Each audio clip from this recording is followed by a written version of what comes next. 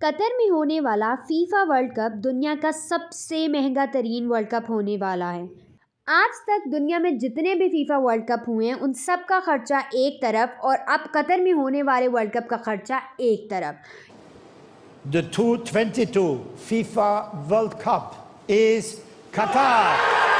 2010 میں FIFA world cup اپنے نام کرنے کے بعد قطر نے دن رات محنت کی اور اس محنت کا نتیجہ یہ ہوا کہ انہوں نے 8 ورلڈ کلاس اسٹیڈیمز بنا ڈالے، پلانٹ سٹی بنا ڈالی اور اس کے علاوہ فٹ بال فینس کے آنے جانے کے لیے انہوں نے دوحہ میٹرو کے نام سے ریپڈ ٹرانسپورٹ سسٹم اور اکاموڈیشن کے لیے لگژری اپارٹمنٹس، ولاز، کروز شپ ہوٹلز اور فین ولیجز بھی بنا ڈالے۔ قطر مڈل ایسٹ کا ایک چھوٹا سا ملک ہے جو کہ صرف 11,571 اسکوائر کلومیٹر پر قائم کیا گیا ہے۔ کہتے ہیں نا کہ کسی چیز کو چھوٹا سمجھ کر اس کی پاور کو آئیڈینٹیفائی نہیں کرنا چاہیے۔ قطر چھوٹا تو ضرور ہے لیکن یہ عرب کنٹریز میں سب سے امیر ترین ملک مانا جاتا ہے اور جی ڈی پی کے لحاظ سے بھی قطر سب سے آگے ہے۔ اس بات کا اندازہ آپ اسی بات سے لگا لیں کہ اگر آپ انڈیا میں رہتے ہیں اور آپ 1,12,000 ارن کر رہے ہیں اور اگر آپ پاکستان میں رہتے ہیں اور آپ 3,20,000 ارن کر رہے ہیں تو آپ قطر کے ان سٹیزن سے بھی کم کما رہے ہیں جو کہ ان کا سب سے نچلا طبقہ ہے۔ آپ یقین نہیں کریں گے لیکن قطر ایسا ملک ہے جس میں پاورٹی ریٹ لٹرلی 0% ہے، بالکل 0%۔ قطر کا ہر سٹیزن اینولی پر ایئر $1,28,000 کما لیتا ہے۔ امریکہ جسے سپر پاور کہا جاتا ہے وہاں ہر سٹیزن اینولی $60,000 کماتا ہے اور یو کے میں 44,000 پر ایئر اینول انکم ہے۔ قطر کی امیری کی سب سے بڑی وجہ یہاں کا بلیک گولڈ جو کہ تیل اور دوسری بات کہ یہاں کی کم پاپولیشن ہے، یہاں پہ آبادی بہت کم ہے کمپیریٹیولی دوسرے ملکوں سے۔ اب بات کرتے ہیں فیفا ورلڈ کپ کی جس کے لیے ہم نے یہ ویڈیو بنائی ہے۔ فیفا ورلڈ کپ قطر کے لیے ایک ایسا ہتھیار ہے جس سے وہ پورے عرب ملک پر بھاری پڑ سکتا ہے۔ فیفا ورلڈ کپ کی تیاری کے لیے قطر ہر ویک $500 ملین انویسٹ کر رہا ہے اور یہ کام وہ پچھلے 10 سال سے کر رہا ہے، جس کا مطلب ہے کہ ان کا مقصد کچھ بڑا ہے اور وہ اس پروجیکٹ کو، اس فیفا ورلڈ کپ کو دنیا کا کامیاب ورلڈ کپ بنانا چاہتے ہیں۔ یعنی قطر اب تک $230 بلین کا خرچہ کر چکا ہے۔ انڈین کرنسی کے مطابق یہ 19,000 ارب اور پاکستانی کرنسی کے مطابق اس کی ویلیو 50,000 ارب کے برابر ہے۔ اگر دنیا کا سب سے امیر آدمی ایلن مسک بھی اپنی ٹیسلا کمپنی اور اسپیس ایکس بیچ بھی دے اور اس کے سارے شیئرز بھی بیچ دے تو تب بھی وہ اتنا پیسہ اکٹھا نہیں کر سکتا۔ فیفا ورلڈ کپ کے لیے قطر نے 8 ورلڈ کلاس اسٹیڈیمز بنائے ہیں جو کہ سولر پاور اسٹیڈیمز ہیں اور اسٹیڈیمز کی لوکیشن کو اس طرح سے ہینڈل کیا گیا ہے کہ یہ دوحہ جو کہ کیپٹل سٹی ہے اس کے ریڈیس کے 15 کلومیٹر کے اندر ایگزسٹ کرتا ہے۔ فٹ بال فینس کو گرمی سے بچانے کے لیے ایئر کنڈیشننگ سسٹم کے پراپر سٹرکچرز کا اسٹیبلشمنٹ کیا گیا ہے۔ آئیے قطر کے well established well structure stadiums پر نظر دوڑاتے ہیں اور دیکھتے ہیں کہ ان کو کتنی خوبصورتی سے بنایا گیا ہے۔ Number 8 Al Bayt stadium, number 7 Al Janoub stadium, number 6 Ahmad bin Ali stadium, number 5 Al Thumama stadium, number 4 education study stadium, number 3 Khalifa international stadium, number 2 Lusail iconic stadium and number 1 is stadium 974۔ ان سارے اسٹیڈیمز کو بہت ہی خوبصورتی سے design کیا گیا ہے۔ ان کے اسٹرکچر اپنی مثال آپ ہیں اور ان کو کسی کی تعریف کی بھی ضرورت نہیں ہے۔ قطر نے یہ ساری چیزیں فیفا ورلڈ کپ کے لیے ارینج کی تاکہ وہ دنیا میں اپنا سکہ منوا سکے۔ قطر فیفا ورلڈ کپ کے دوران قطر نے صرف اسٹرکچرز کو پروموٹ نہیں کیا بلکہ وہ اپنے ریلیجن کو دنیا میں پھیلانا چاہ رہی ہیں اور اس کے لیے انہوں نے جو انتظامات کیے وہ اپنی مثال آپ ہیں۔ قطر نے ایسی چیزوں کو رونما کیا جو کہ اسلامک ہسٹری میں کبھی کسی ملک نے نہیں کیا ہوگا اور یہ تمام یورپین کنٹریز کے لیے بھی چیلنج تھا۔ عام طور پر جب بھی کسی ایونٹ کا انعقاد کیا جاتا ہے تو ہم دیکھتے ہیں کہ دنیا بھر کے مشہور لوگوں جیسے سنگرز یا پھر ایکٹرز کو بلایا جاتا ہے تاکہ اس شو کی پاپولیرٹی کو بڑھایا جا سکے۔ اس چیز کی ذہن نشینی کرنے کے لیے ہمیں دور جانے کی ضرورت نہیں کیونکہ ہمارے پاس پی ایس ایل کی ایگزامپل سامنے ہی ہے۔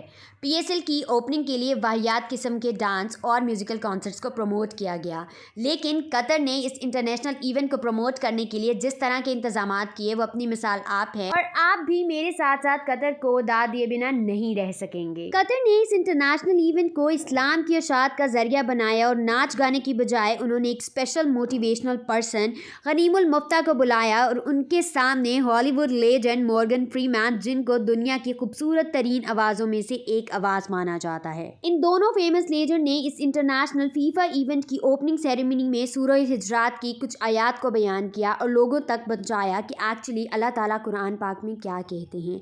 इन्होंने लोगों को बताया कि अल्लाह ने तुम्हारे दरमियान डिफरेंसेस को कायम किया है ताकि तुम लोग एक दूसरे के बारे में आगाही को हासिल कर सको। How can so many countries, languages and cultures come together if only one way is accepted?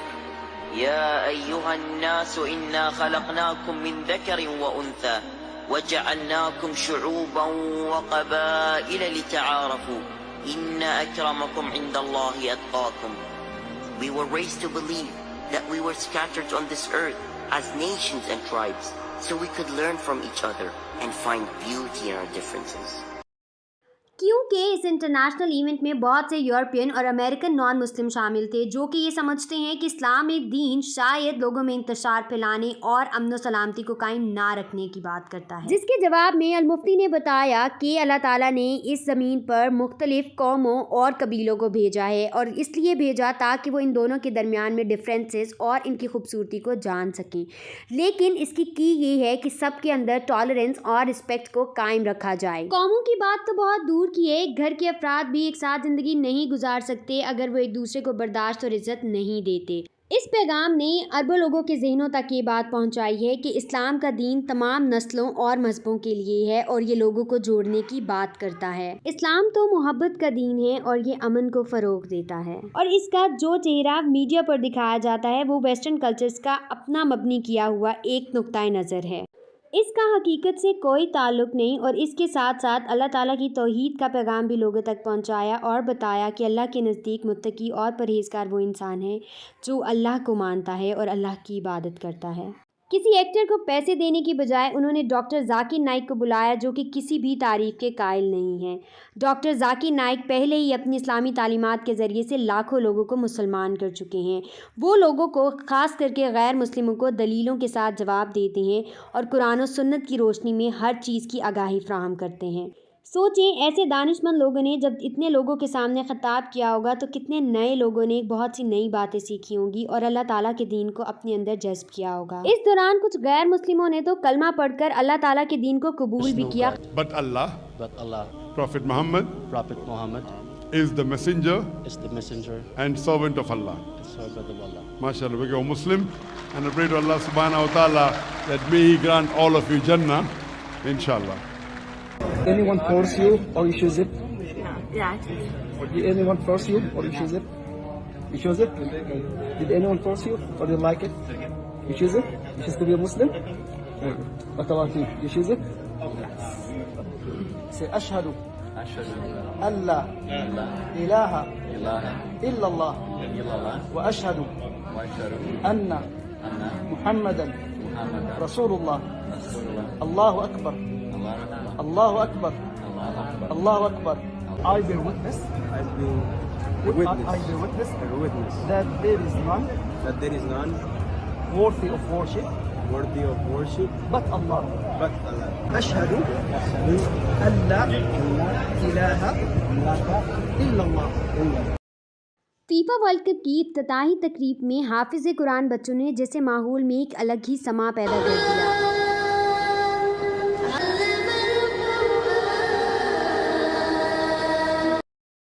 Hotel और स्टेडियम में आने वाले हर शख्स का इस्तकबाल अल्लाह ताला की कुरानी आयात के साथ किया गया और इनको वेलकम करने के लिए इंग्लिश और उर्दू दोनों में कुरानी आयात को शाया किया गया। हर आने वाले शायकीन को खूबसूरत इत्र और एक पोटली दी गई जिसके अंदर मेवा जात थे और लोगों को इस तरह से वेलकम किया गया जैसे कोई मेहमान आपके घर आता है और उनको वेलकम किया जाता है। जगह जगह पर बिल बोर्ड से कुरानी आयात लिखी गई हैं ताकि लोग ज़्यादा से ज़्यादा उनसे फैज़याब हो सकें। اسلام و سنت کو زندہ رکھنے کے لیے قرآن پاک کا ترجمہ مختلف زبانوں میں کیا گیا اور اس کی تفسیر کی کتابیں لوگوں میں مفت بانٹی جا رہی ہیں۔ ہر اسٹیڈیم میں نماز کے لیے ایسی جگہ کو مختص کیا گیا ہے جہاں پر غیر مسلموں کی نظر پڑ سکے۔ اس انٹرنیشنل ایونٹ میں ڈاکٹر ذاکر نائک کے علاوہ بہت سے اسلامی اسکالرس کو بھی دعوت دی گئی ہے جو کہ مختلف زبانوں میں اسلام کی اشاعت کریں گے اور لوگوں کو اسلام کی تبلیغ دیں گے۔ یہاں تک کہ مساجد کے مؤذنوں کو تبدیل کر کے ایسے مؤذنوں کو مقرر کیا گیا ہے جن کی آواز نہایت ہی خوبصورت اور کانوں میں رس کھولنے والی ہے۔ تمام مساجد کو اسلامی میوزیم کے طور پر کھول دیا گیا ہے تاکہ کوئی بھی غیر مسلم وہاں آ جا سکے اور اسلام کے بارے میں کوئی بھی انفارمیشن حاصل کرنا چاہتا ہے تو وہ حاصل کر سکے۔ یہ دنیا کا واحد ایسا فیفا ورلڈ کپ ہے جس کے طور و اطوار میں شراب نوشی منع ہے اور کسی بھی طرح کی ولگر ڈریسنگ کی اجازت نہیں ہے اور نہ ہی ہم جنسی کی اجازت ہے۔ یہاں تک کہ ایک امریکن جرنلسٹ کو جان بوجھ کر گرفتار کیا گیا کیونکہ اس نے ایک ایسی شرٹ پہن رکھی تھی جو کہ LGBT کو ریپرزینٹ کرتی ہے۔ رینبو کلر دنیا بھر میں LGBT کو ریپرزینٹ کرتا ہے اور اس جرنلسٹ کو شرٹ چینج کرنے کے بعد چھوڑ دیا گیا کیونکہ ان کا مقصد یہ تھا تاکہ وہ انٹرنیشنل فورم پر یہ بات بتا سکیں کہ ہم کسی بھی ایسی ایجنڈا کو پروموٹ نہیں کرتے جو کہ ہمارے کلچر اور ثقافت کے خلاف ہے۔ اس فیفا ورلڈ کپ کے ذریعے بہت سی نئی چیزیں دنیا کے سامنے آ رہی ہیں۔ جب بھی کوئی اسٹیڈیم خالی ہوتا ہے اور میچ ختم ہوتا ہے تو دنیا بھر کا کچرا اسٹیڈیم میں آپ کو ملتا ہے، لیکن کیا ہوا کہ جاپان کے لوگوں نے اسٹیڈیم خالی ہونے کے بعد وہ کچرا اٹھانا شروع کر دیا اور جب ان سے اس بات کے بارے میں پوچھا گیا کہ آخر وہ ایسا کیوں کر رہے ہیں تو انہوں نے بتایا کہ یہ ان کا کلچر ہے کہ وہ جب بھی کہیں سے اٹھتے ہیں تو وہ اپنی جگہ کو صاف کر کر اٹھتے ہیں اور پھر ہمیں اس بات کی کوئی شرمندگی نہیں کہ چاہے ہم اپنے ملک میں ہیں یا کسی اور ملک میں، کیونکہ ہم اپنے کلچر کو پروموٹ کسی بھی جگہ کسی بھی حالت میں ضرور کریں گے۔ جاپانیز لوگ پہلے ہی اپنے اخلاق کی وجہ سے پوری دنیا میں مشہور ہیں اور وہ اسی وجہ سے ترقی پہ ترقی کر رہے ہیں۔ ہمارے رسول صلی اللہ علیہ وآلہ وسلم فرماتے ہیں تم میں سے بہترین شخص وہ ہے جس کا اخلاق بہت بہتر ہے، لیکن ہم کیا کر رہے ہیں؟ ہم سنت نبوی کو چھوڑ کر ویسٹرن کلچر کو اپنانے کی کوشش کر رہے ہیں اور باہر کی قومیں ہماری سنت نبوی کو اٹھا کر وہ دنیا میں ترقی سے ترقی کرتی جا رہی ہیں۔ یہی وجہ ہے کہ آج کل پاکستانی قومیں بہت پیچھے ہیں یا پھر مسلم کنٹریز بہت پیچھے رہ گئی ہیں کیونکہ ہم قرآن پاک کو پڑھتے تو ہیں لیکن اس پر عمل نہیں کرتے۔ ایک منفرد واقعہ یہ پیش آیا کہ ایک اسرائیلی جرنلسٹ قطر کے کچھ لوگوں سے بات کرنا چاہتا تھا لیکن لوگوں نے انکار کر دیا۔ انہوں نے یہ کہا کہ ہم کسی بھی ایسے انسان سے بات نہیں کرنا چاہیں گے جو کہ ہمارے بھائیوں کی زمینوں پر قبضہ کرتا ہے اور ان پر تشدد کرتا ہے۔ Are you a Qatar fan? Yes. And what is the... From which TV you are? We're from Israel. Sorry. انت من لبنان؟ انا من اسرائيل يا اخي. انت من اسرائيل؟ مرحبا. اهلا. انا من اسرائيل. ما في اسرائيل، في شيء اسمه فلسطين. لا في اسرائيل. فلسطين في اسرائيل.